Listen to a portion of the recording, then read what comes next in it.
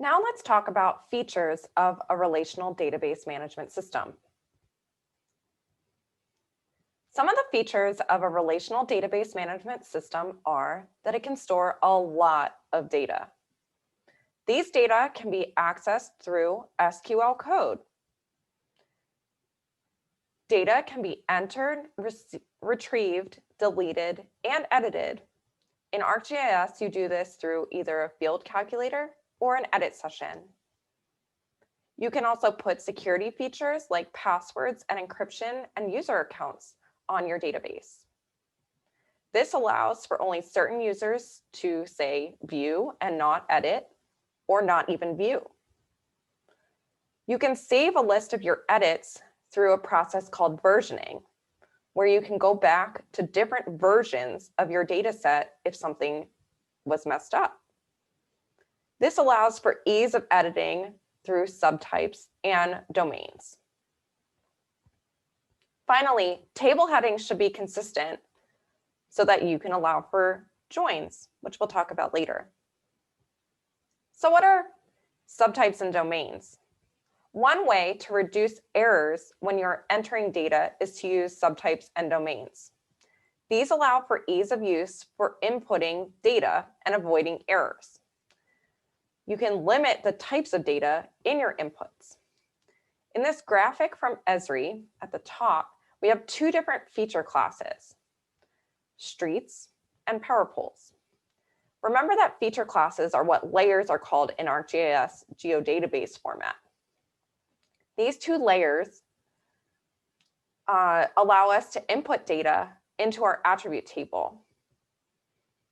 We can make an easy drop-down menu, for instance, based on these subtypes and domains. The road type, for instance, can be a drop-down. Say you only have the options for local or highway as you're inputting data into your streets layer. And then when you're adding more detailed information, say saying what types of streets or what types of highways, all local streets can only be a street, a road, avenue, or a boulevard, meaning you can't accidentally have a local road with a designation of freeway. You've probably seen this before. I'm sure when entering data into a form on the internet to buy, say, something, when you enter Oregon, for instance, in the state field of the form, you then only have the option to put in towns in Oregon. This way you can't mess up and accidentally put, say, Seattle down when you meant to write Springfield. Subtypes and domains were super important in a job that I had right after finishing grad school, where I was riding around on a bike in northern Wisconsin in November, GPSing street signs. Not a job I recommend for you after completing this class.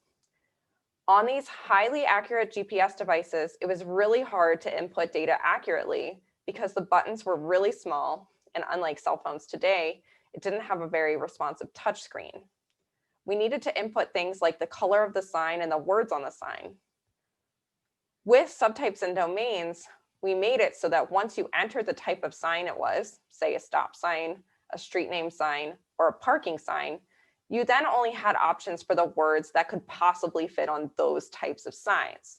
So for instance, stop signs could only say stop, S-T-O-P. There were a lot of different types of parking signs though, but no parking sign said S-T-O-P. So the dropdown only allowed us to choose from that shorter list of parking sign wordings.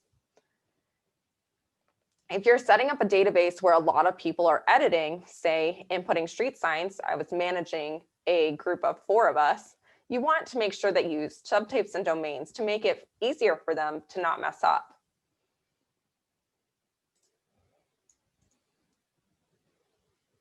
Another feature of a relational database management system is that you can have different types of relationships between entities.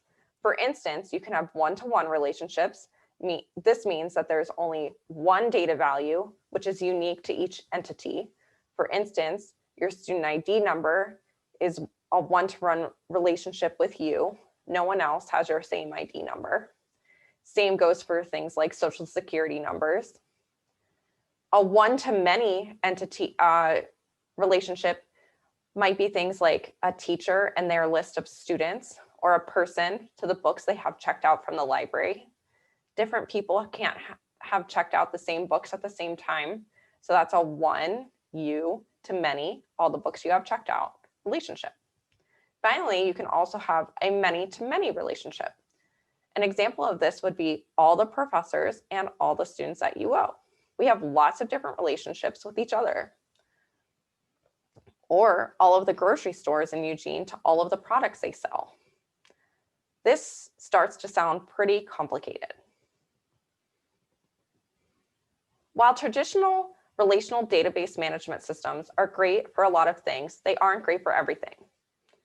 Here's what isn't great in a relational database management system. Raster data doesn't work well in a relational database.